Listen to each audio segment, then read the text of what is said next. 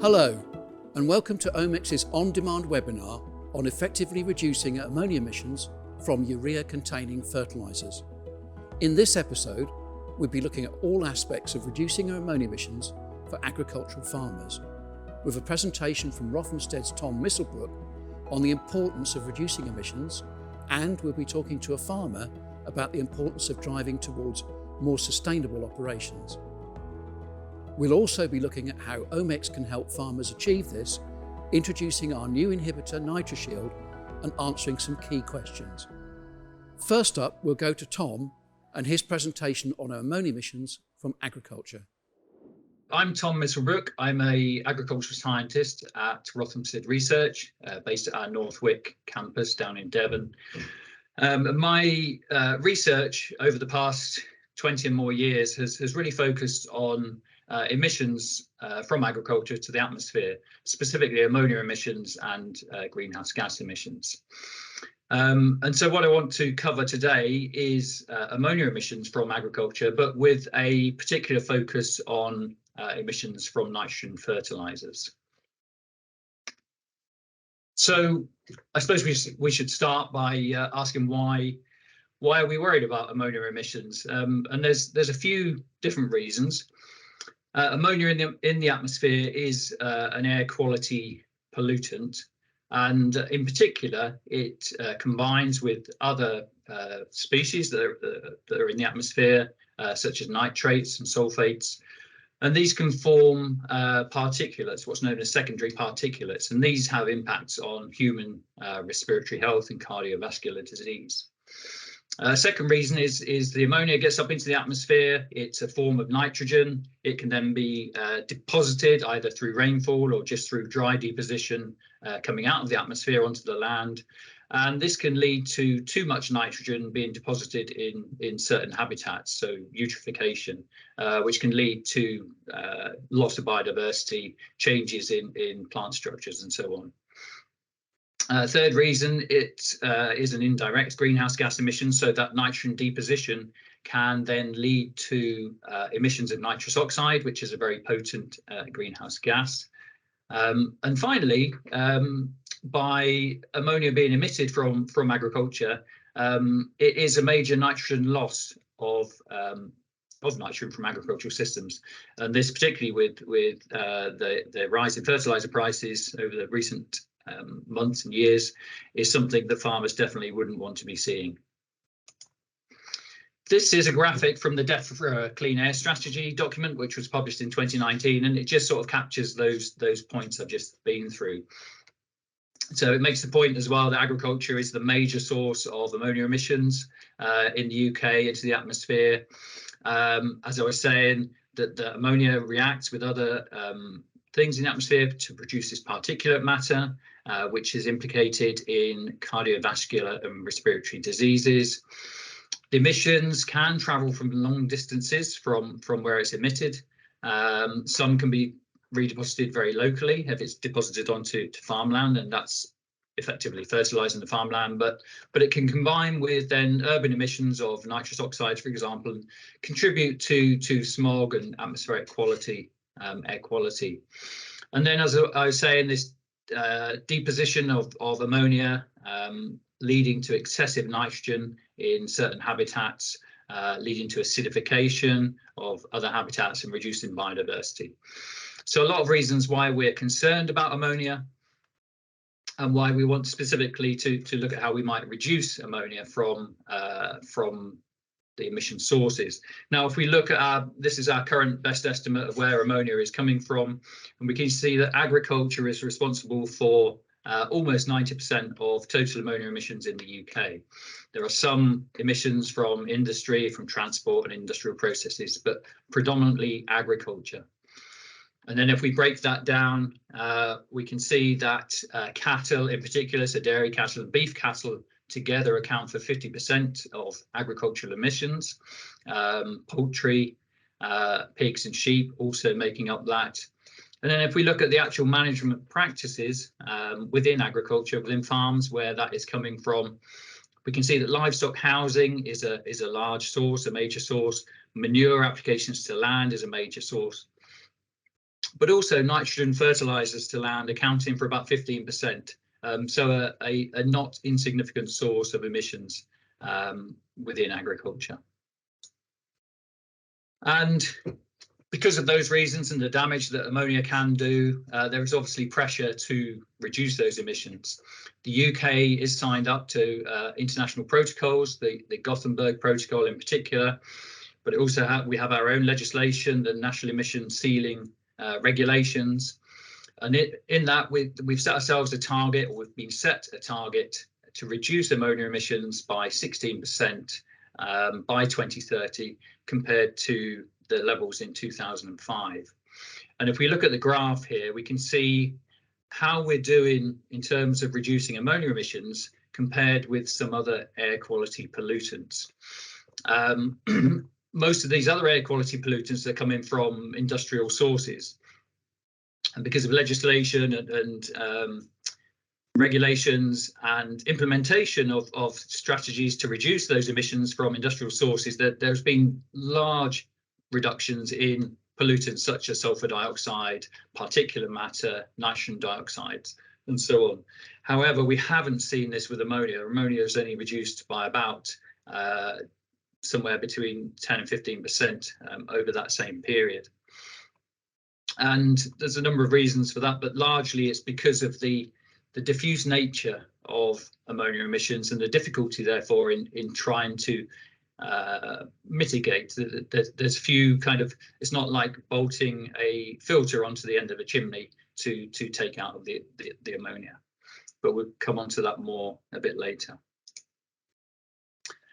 So Defra and the devolved administrations as well have been developing what they call their clean air strategies. So Defra published this document in 2019 and set out the reasons why we need to reduce ammonia, why we want to clean up our air, and some strategies towards that. So there is pressure from Defra to reduce emissions. Also, there's pressure in terms of consumer demand and retailers wanting to know that we have a sustainable food production. Most of this is around greenhouse gas emissions, but equally impact on the environment through ammonia emissions comes into that as well. Of course, we have an increasing population, we have increasing digestates going to land. There's a number of pressures on increasing emissions, and we want to try to reverse those and reduce emissions. So overall, there's no question about it, we do need further emission reductions. Just a bit more background on ammonia. So we've seen the major sources, livestock and fertilizers, but how does that ammonia get into the atmosphere? In terms of livestock, the excreta, so in urine, urea is the main product, which is then converting to ammonia. So in terms of fertilizers, urea or ammonia-based fertilizers are a direct source, again, of either urea or ammonia. So urea rapidly converts to ammonia. And then we have a range of different forms of ammonia or ammonium which can exist either in the soil or in solutions. And depending on conditions, that more or less of these will convert to ammonia gas, and this can get into the free atmosphere. And as we said before, it can then combine with other species such as nitrates or sulfates. So there's a series of kind of chemical transformations and equilibria involved, and a number of things which will impact on those, which can help us to think about how we might reduce emissions. So a very obvious one is to reduce the amount of nitrogen we're putting into the system at the start. So if we can improve our efficiencies of production and make sure more of that nitrogen that we're putting in is used in the final product, then we need, for a given amount of product, we would need less nitrogen input at the start. In terms of emissions from this ammonia source to the atmosphere, if we can reduce the exposed surface area, we will reduce the amount transferring from the soil to the atmosphere. We can think about changing the chemistry to try to keep more of the ammonia as ammonium, and it will stay either in the soil or in solution rather than going through to ammonia gas. We can reduce airflow above the surface is a potential option, or thinking particularly about livestock housing situations, we may be able to capture the ammonia directly in airflow through buildings. So there's a number of potential strategies that we can think about and then think how those might work out in practice. And then so we can impose some technical interventions. So these maybe perhaps sort of end of pipe technologies that we can bolt on. We can think about efficiency measures, as I was saying, so we can reduce the amount of input that we apply to the system. And also thinking about sector structural changes. So within the agricultural sector, movements between producing different types, food types. For example, there's been a lot of talk about reductions in consumer demand for perhaps meat and dairy products, and that will impact on inputs to agriculture and ultimately ammonia emissions from agriculture as a whole. Here, probably we're going to focus on the technical and efficiency measures, and specifically now to focus on fertilizers, nitrogen fertilizer use. So in terms of making our estimates of how much ammonia is coming from nitrogen fertilizer use in the UK, we make great use of an excellent publication, which is the British Survey of Fertiliser Practice, which is published every year. So it has really good data on the application rates to different crop types, different fertiliser types throughout England, Wales and Scotland. We then also compile that together with data that we obtain from the Farm Business Survey for Northern Ireland. So you can see in the graph on the left, we can construct a time series of how much total nitrogen has been used as nitrogen fertilizers. It has been decreasing over time, particularly from 1990 through to the mid-2000s, after which it has leveled out a bit. Most of that reduction was to grassland agriculture. And then the other important thing, and I'll come to explain why, is the proportion of fertilizer, nitrogen fertilizer, that is applied as urea. And so the orange line here shows the amount that is as urea, either straight urea or urea in urea ammonium nitrate fertilizers. And then the red line shows that as a proportion of the total fertilizer nitrogen use. So you can see that has varied over time as well, being the lowest in the mid-1990s, increasing again up until a couple of years ago, but it seems that urea use is declining slightly. I guess one of the main drivers for urea use versus other fertilizer types is probably price, but there are some specific reasons why farmers might prefer urea or urea ammonium nitrate to other fertilizer nitrogen types, or they may use, probably most farmers who do use those at specific times and other fertilizer types at other times. So in terms of estimating ammonia emissions from that fertilizer use, the kinds of data that we need and we collect from these sources are the area, grassland area, cropland area that's receiving nitrogen fertilizer. What are the application rates to those crops and to the grassland? What is the fertilizer type? And we have information on that at the country level. The application timings for those different fertilizer types, and either to grassland or to cropland. And then, if appropriate, the average rates at which fertilizer are applied for the individual splits. So if a crop is receiving 2 or 3 different splits of fertilizer across the year, we need information on the rates at each of those splits. So we use that information together with a model that we've developed, which will give us the emission from each fertilizer type. So we did a lot of experimentation. You can see the picture here showing some of the equipment we use to directly measure ammonia emissions coming from different fertilizer types. And we made measurements at different times of year, from different cropping, different soil conditions, and so on. And so we developed a model that for the different fertilizer types, we have an estimate of the maximum emission that might potentially occur, and then we modify that according to different factors, including, for example, the application rate, the incidence of rainfall within 1 to 5 days of application, the temperature at the time of application, and soil pH, and the factors used vary according to the fertilizer type. And then we've assessed how good our model is against observational data, and we're confident. I mean, there is some scatter around this, but we're confident that at a national level, it gives us a reasonable estimate of ammonia emissions from nitrogen fertilizer use. And then we can get these averaged emission factors. So this is across the UK, as the amount of nitrogen you're losing as ammonia for an application of these different fertilizer types. So as I say, this is average for grassland or for arable. And we can immediately see that urea and urea ammonium nitrate have much higher emission factors than the other nitrogen fertilizer types.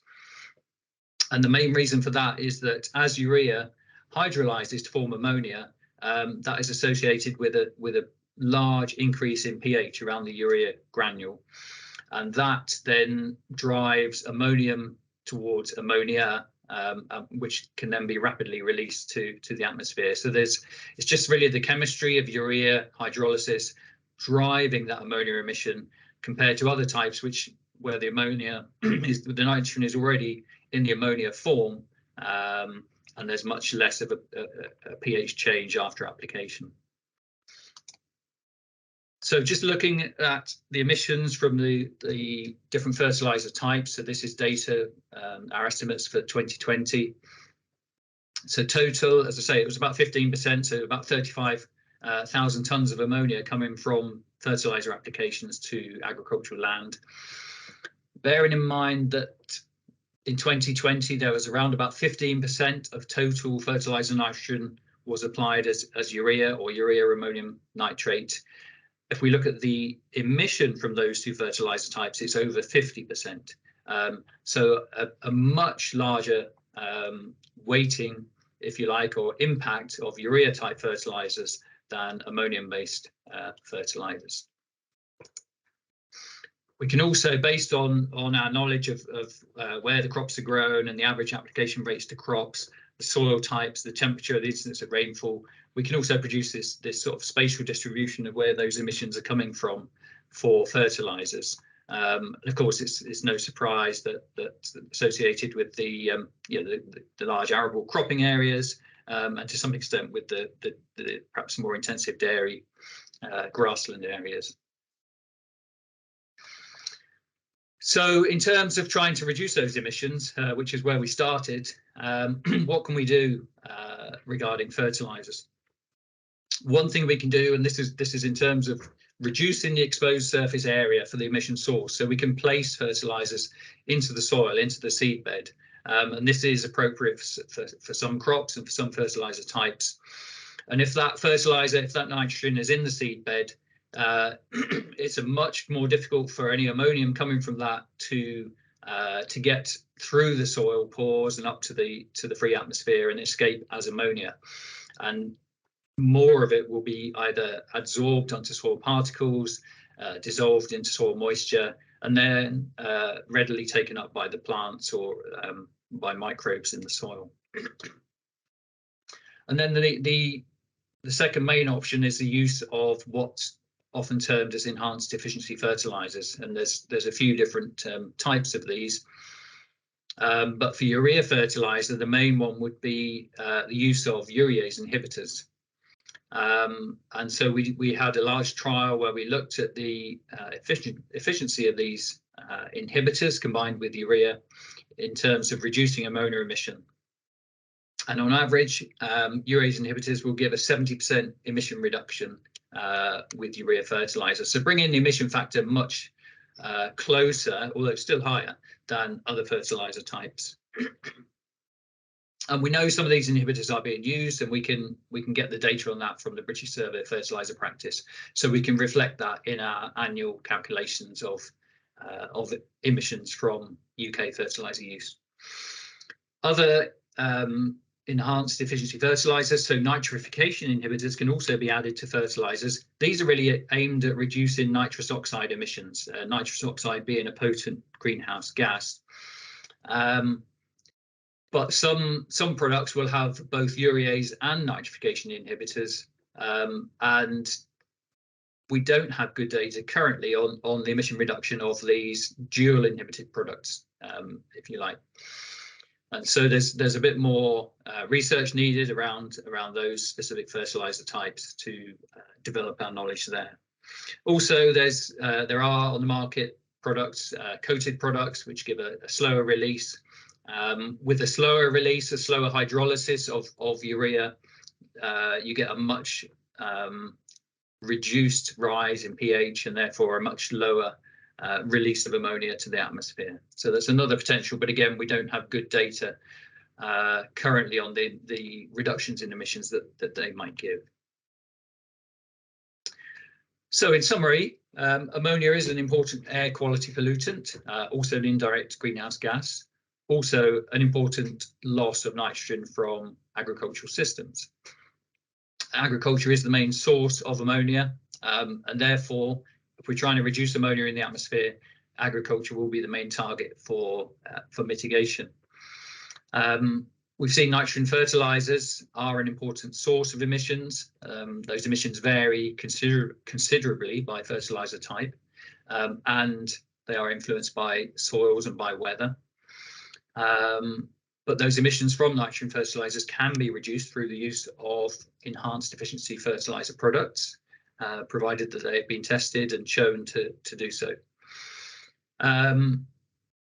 Finally, just to make the point that while we focused here on ammonia emissions, it's important that while thinking about reducing ammonia emissions and trying to meet our targets, we're also trying to do that as well as achieve net zero greenhouse gas emissions, and there may be complementary mitigation practices that we can apply that will achieve both of those. Of course, we're also trying to improve water quality, improve biodiversity, and all of that in the context of a robust food and energy security strategy. So it's not simple, but there are things that we can do, and I hope this has been a useful presentation, and I thank you for your attention. Thanks, Tom, for that insightful look into what this means for farmers across the UK. With new crop assured guidance scheduled to be implemented in 2024, Omex have been working behind the scenes to develop an inhibitor to meet the challenge of reducing ammonia emissions. Without further ado, I'd like to introduce NitroShield.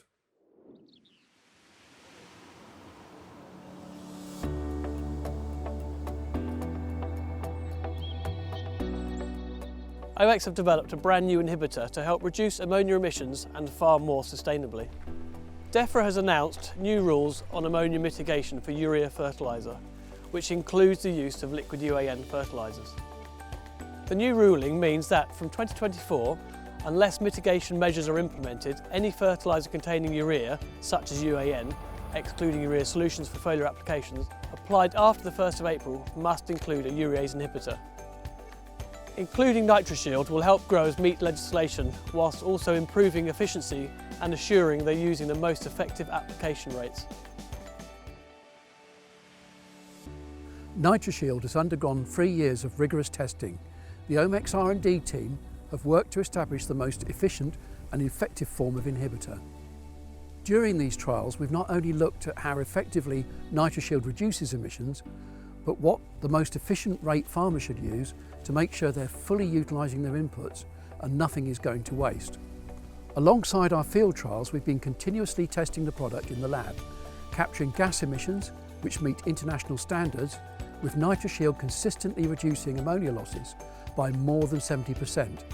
We've also seen small yield increases when using the Omex inhibitor, alongside NIAB trials showing a 0.3 tonne a hectare increase in yield. To summarise, NitroShield is a liquid solution urease inhibitor that meets the requirements of the Red Tractor Farm Assurance Standard. It contains MBPT and is incredibly safe for all agricultural crops and has a long shelf life before mixing. It works by blocking the urease enzyme from hydrolysing urea, which causes ammonia losses, helping farmers to reduce emissions and grow more sustainably.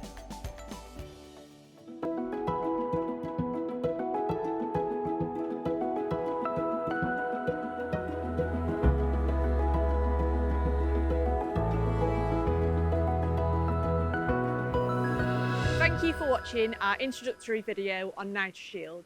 I'm sure that some of you will have some questions about how this might work in your operation. I'm joined here today with Technical Development Manager David Booty and National Agronomy Manager Scott Baker to answer some of your questions. So David, why would it be important for farmers to introduce a urease inhibitor in their operation from 2024? In simple terms, the Red Tractor scheme are introducing new rules from 2023, which will be audited from 2024, requiring reductions of ammonia emissions from all urea fertilisers, and that includes liquid nitrogen fertiliser. So once the new rules are in force, farmers will need to include inhibitors with urea fertiliser when they apply them, unless other mitigation measures are in place. And NitroShield is a simple way of providing an inhibitor for a farmer that they can include with urea to meet those rules. So David, just to be clear, will all applications of liquid nitrogen need a urease inhibitor from next spring? It's actually a little bit more complicated than that, Laura.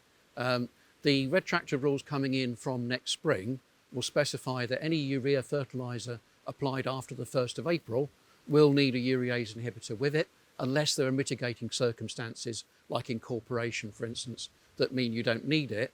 But although those rules are coming into force and farmers are going to be expected to start following them, then compliance with the rules won't be audited until the spring of 2024. So the key date is for the 1st of April 2024, when those rules become compulsory. So Scott, could you explain to our viewers how you would apply NitroShield in your liquid fertiliser application?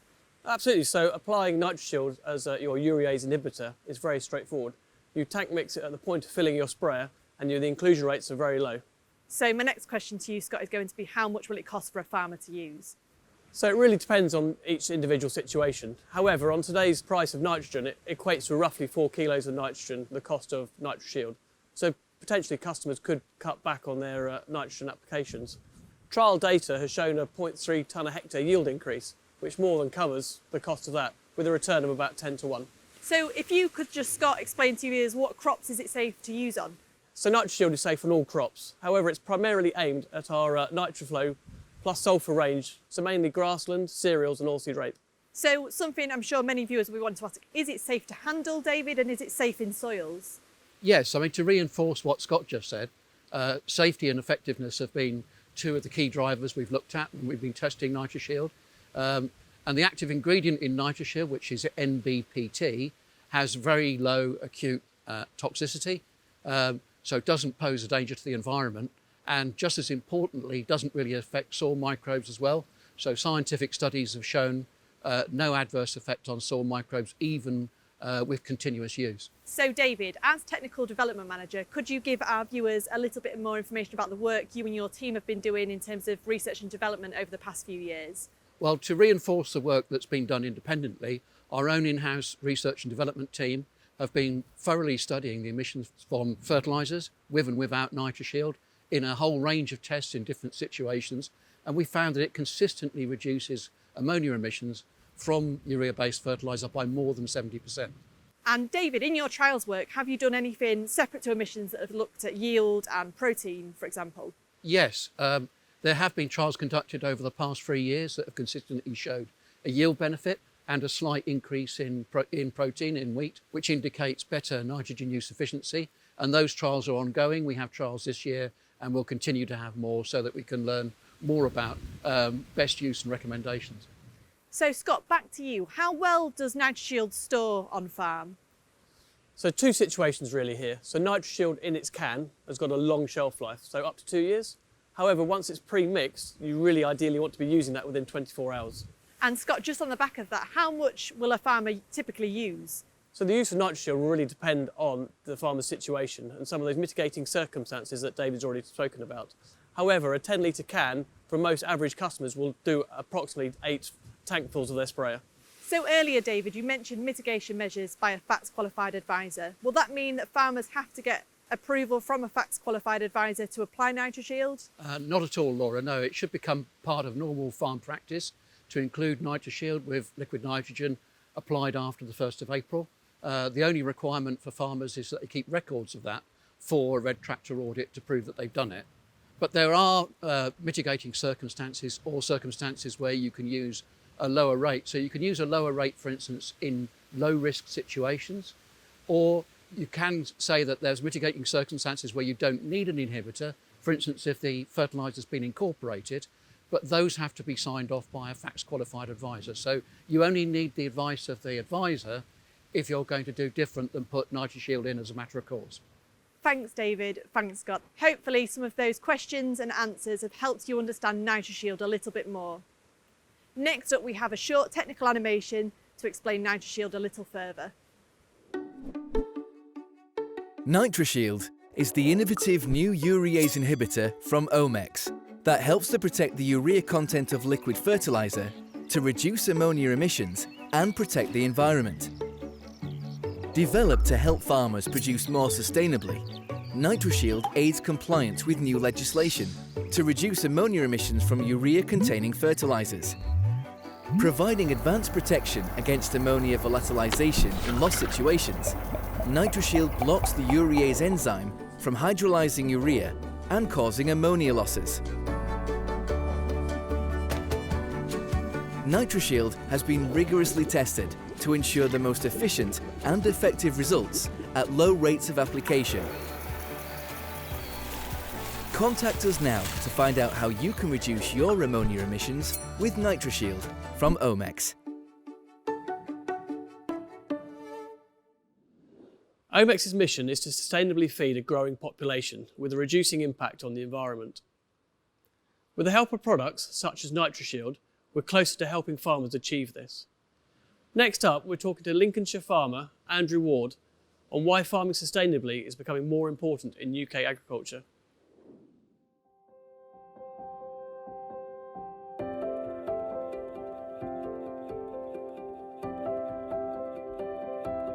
Out here, we've got a massive environment, a beautiful environment. We're doing our bit by reducing fuel consumption. We're moving less soil, some cases not moving any soil at all by direct drilling. We're having these wildlife areas, we're feeding wildlife. So everything we're doing is looking at reducing the impact on the environment at the same time as maximising food production. We need to do that and keep doing that, because the minute you stand still and the minute you get complacent, then you end up going backwards. For us, improving soil organic matter and helping the soil be more resilient, it's everything. You know, it's vitally important. This is why we are using every single technique and every single trick in the book. Here we haven't baled any straw since the straw burning ban. So every single year, every field, we've put the straw back into the soil, which is opening it up, making it more resilient and able to withstand the variable and intense weather that we get.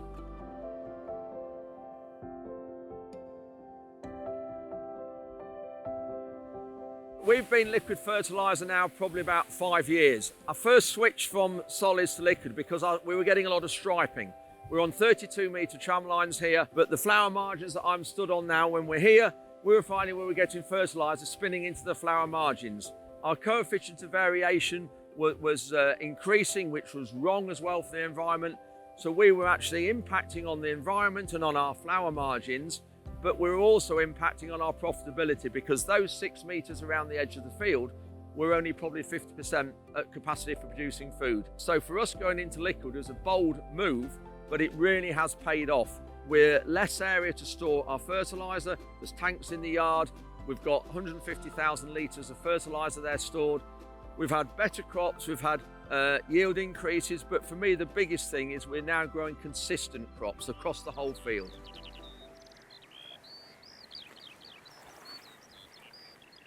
So it starts in the winter, in January, when we are looking at how much nitrogen is actually in the soil to maximise the amount of nitrogen we put on, linked into the amount of food we produce. And so that's the first thing we do. We do tissue tests throughout the season. And if a crop needs something because it's short of it, it gets it. And then after harvest, we have the grain tested for grain nitrogen content to see whether it's worked or whether it's right. The public want to see a healthy countryside. And I think the biggest thing for me is when people drive past on the road, seeing a farm run well with linked into wildlife protection and flowers, and they can see that we're doing something in the environment and nature. So I think it's public perception is the one for me that's massively important.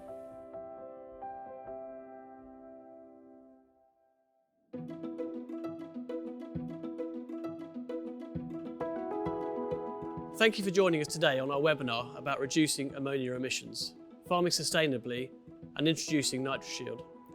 We hope you found the information we've provided useful and look forward to sharing more with you as we continue to develop NitroShield and other products to help you farm more sustainably. If you'd like any further information, please contact your local Omex DSM or submit an inquiry at omex.com/NitroShield.